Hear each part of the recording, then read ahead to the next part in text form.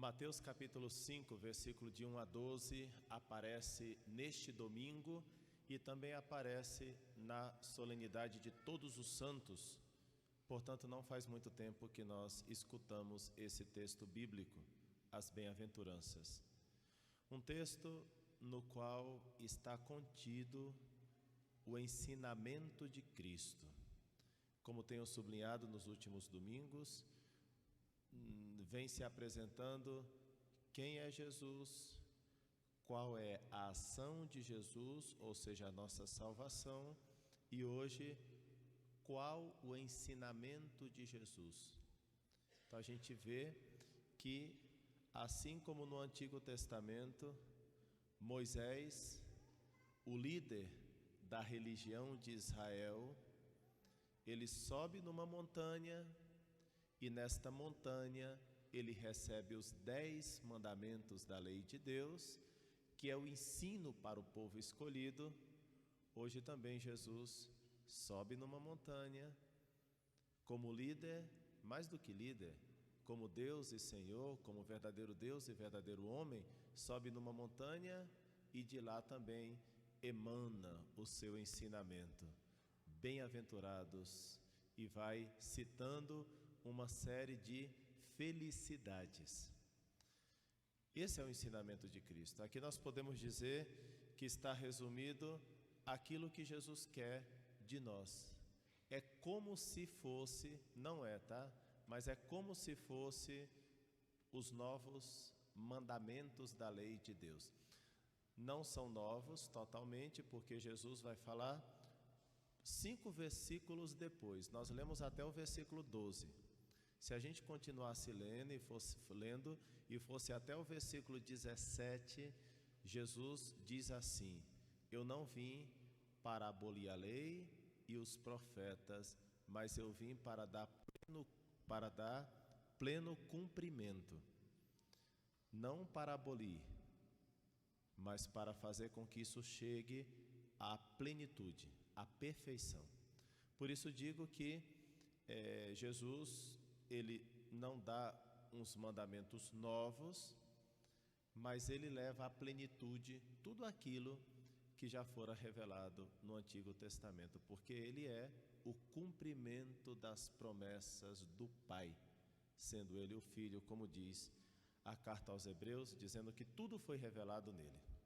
Mas também queria chamar a atenção para o fato de que esse texto, as bem-aventuranças, a gente sempre tem uma dificuldade. Quantas vezes nós já o lemos, e penso que tanto vocês como eu, nós temos uma dificuldade natural de entender como pode ser feliz uma pessoa aflita, como pode ser feliz uma pessoa perseguida, como pode ser feliz uma pessoa que está com fome, como pode ser feliz? Eu acho que é uma objeção natural.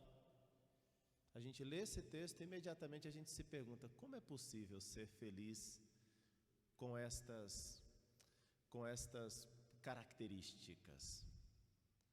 E então, eu penso, que eu tenho certeza, para falar a verdade, que está bem no comecinho do Evangelho, que a chave para entender essa felicidade de Cristo está bem no comecinho. Vendo Jesus as multidões, subiu ao monte e sentou-se. Os discípulos se aproximaram. Então, esse primeiro momento em que Jesus olha para aquela multidão, permite que o seu olhar santo vá ao encontro de cada uma das pessoas que lá estavam. Por outro lado, os discípulos olham para Jesus. A solução do problema está precisamente no cruzamento dos dois olhares. É quando o olhar de Jesus, como que cruza, se encontra com o olhar das pessoas que lá estavam, que as coisas vão ficando mais claras na mente dos discípulos. E nesse sentido, como é bom dizer que é uma maravilha ser olhado, ser conhecido por essa maneira de fixar de fixar em nós, que é tão própria de Deus. E não sei se vocês sabem, tem uma pessoa muito famosa, que é mineira, que se chama Gilberto. Não sei se vocês conhecem o Gilberto. Gilberto, mineiro, mineirinho, gosta muito de pão de queijo com café e é uma pessoa muito famosa. Perdeu o emprego e chegou numa outra empresa. Quando ele chegou, já na portaria, todo mundo começou a cumprimentar o Gilberto. Oi, Gilberto, tudo bem? Bom dia. E o Gilberto, bom dia. Foi passando pelos outros portões. Gilberto, tudo bem, Gilberto? Bom dia, que bom te ver por aqui. Ia passando por todos os ambientes ali daquela empresa e todo mundo, bom dia, Gilberto, bom dia, Gilberto, bom dia, Gilberto. E então, quando ele chegou para oferecer o currículo para o gerente daquela empresa, o gerente falou, puxa vida, Gilberto, todo mundo te conhece aqui. E então o Gilberto falou, normal, que todo mundo me conheça. E então o gerente falou assim, mas todo mundo mesmo te conhece, Gilberto? Sim, todo mundo me conhece. Então o chefe ficou assim meio com a pulga atrás da orelha e falou assim, vamos ver, o prefeito da cidade te conhece? E o Gilberto falou assim, não, o prefeito era meu amigo de infância. Conheço, era de casa. O cara ficou assim meio espantado e falou, e o governador te conhece? Que nada, rapaz, o governador é amigo assim de jogar bola, né? Sabe quando a gente ia para os campos, tal, a gente sempre ganhava junto, especialmente quando o Palmeiras ganha do Flamengo, né? Então a gente desfrutava mais ainda. Daí o chefe falou assim, Gilberto, o presidente te conhece? Claro que o presidente me conhece, todo mundo me conhece. Mas Gilberto, você está mentindo. Não. O presidente vai em casa pelo menos uma vez por semana comer pão de queijo, tomar café, jogar papo fora. Sério mesmo, Gilberto? Sério, estou te falando. Aí os dois resolveram dar um passeio pela rua e quando o Gilberto ia passando, o cara da padaria saiu e disse, ô Gilberto, bom dia, Gilberto, tudo bem? O cara do mercado, bom dia, Gilberto. A mulher que estava limpando as ruas, recolhendo lixo, Gilberto, tudo bem, Gilberto? E todo mundo conhecia o Gilberto, era incrível, que homem famoso. O chefe daquela empresa, o gerente ficou assim, puxa vida, Gilberto, mas realmente você é muito famoso, cara. Vou fazer um último teste, Gilberto, duvido se o Papa te conhece. Agora quero ver se eu não pego esse homem. E o Gilberto falou assim, o Papa, você não sabe como nós somos amigos. O Papa, ele gosta muito de queijo, e de vez em quando eu levo uns queijos para o Papa. Eu falei, não, agora você está mentindo, agora essa mentira é grande, Gilberto. Não, quer fazer o teste? Disse o Gilberto.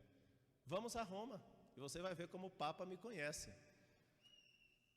Daí o cara falou assim, tá bom, faz assim, vamos fazer uma aposta, eu duvido que o Papa te conheça, mas vamos fazer assim, se o Papa te conhecer, eu pago as 2 passagens de ida e de volta.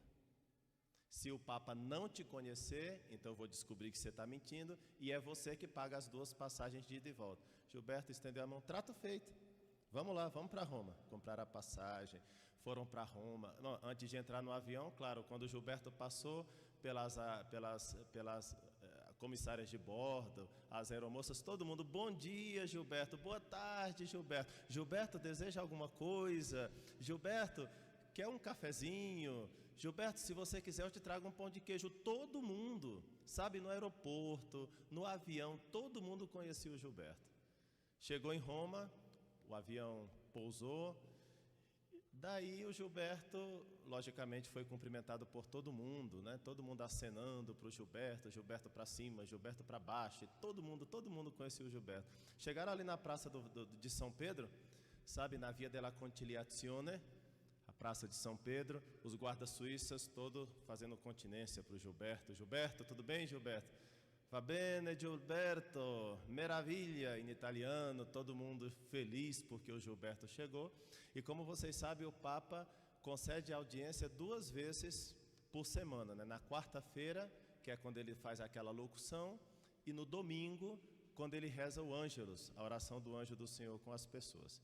Então chegou o grande dia. Vocês sabem que, olhando para o Vaticano, tem uma janelinha ali na esquerda, na direita, na parte direita, que o Papa sai naquela janelinha lá.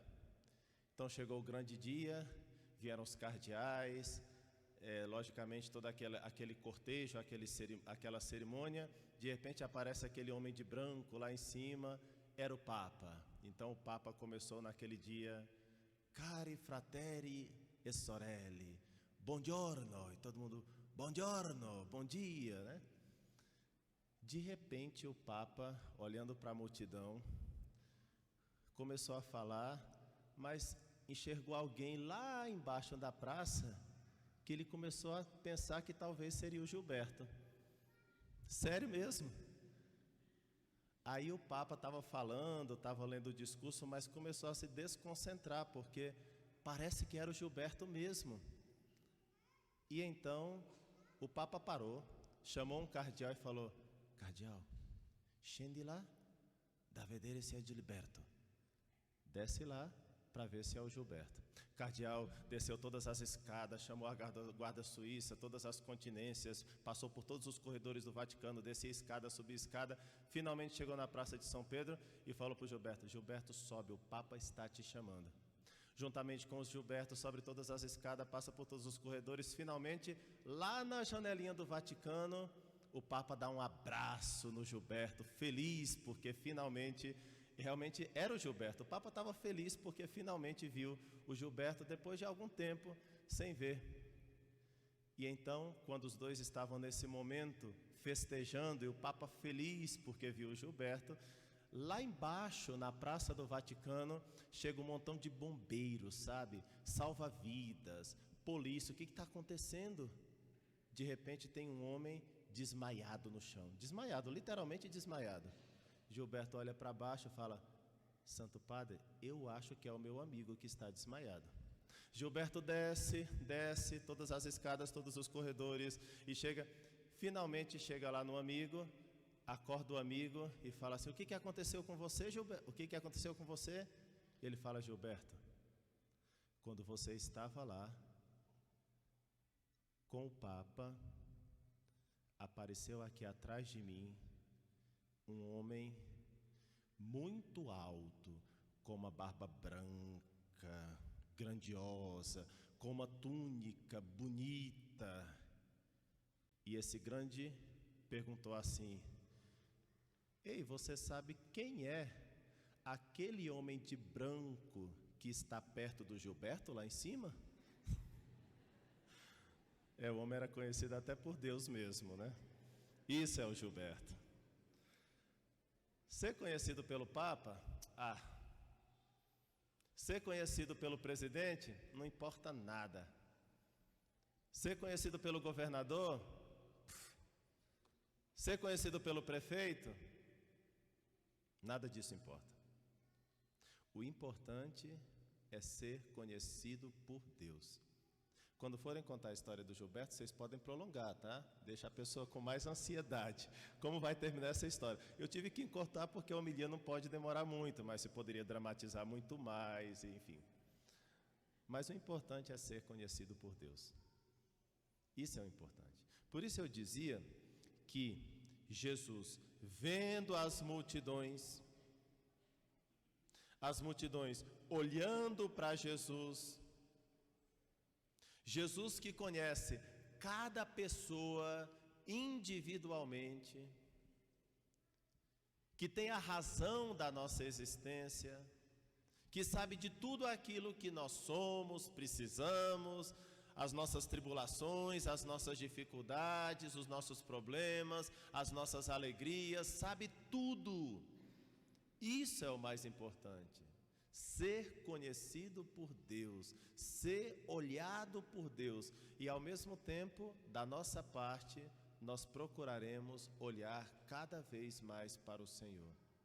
Vocês notaram que grande parte das coisas que nós fazemos deveria ser com a consciência de que Deus nos olha e ao mesmo tempo com o desejo de atrair mais ainda o olhar de Deus sobre nós, as nossas boas obras, as nossas orações, os nossos jejuns, as nossas penitências.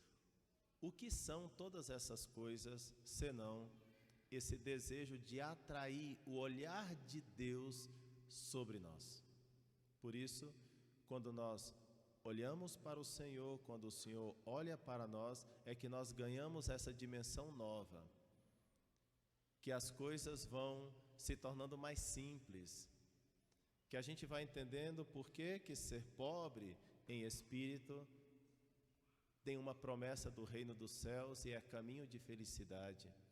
A gente vai compreendendo por que as aflições da vida, elas nos treinam, fazem com que nós entremos num combate para conquistar a vida eterna. A gente vai entendendo por que a pureza de coração é tão importante para limpar a nossa mente, para que possamos ver a Deus. E assim sucessivamente, em cada uma das bem-aventuranças. Eu, pessoalmente, gosto muito dessa bem-aventurança que está em Mateus capítulo 5, versículo 8. Bem-aventurados os puros de coração, porque verão a Deus. O Papa, amigo do Gilberto, parece que ele gosta muito daquela bem-aventurança que diz assim: bem-aventurados os misericordiosos, porque alcançarão misericórdia. Por que eu digo isso? Ele fez o ano da misericórdia, gosta muito de falar da misericórdia, deve ser a preferida do Papa, penso eu. E eu volto a insistir nesse assunto.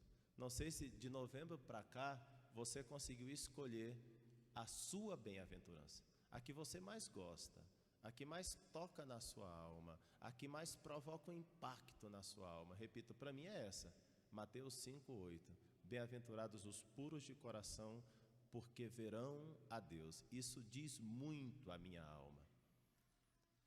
E para você? Eu aconselho, depois vocês pegarem o texto bíblico, Mateus capítulo 5, versículo de 1 a 12, e lendo com vagar, pausadamente, e tenta perceber qual delas impacta mais a tua alma. Quem sabe isso pode se transformar numa espécie de programa de vida, uma projeção de Deus para a sua vida, uma vontade de Deus para a sua existência. Fica o conselho, porque realmente, cruzando os nossos olhares com o olhar de Jesus, é que nós seremos verdadeiramente felizes, que é isso que significa bem-aventurados, os felizes, aqueles que são verdadeiramente felizes.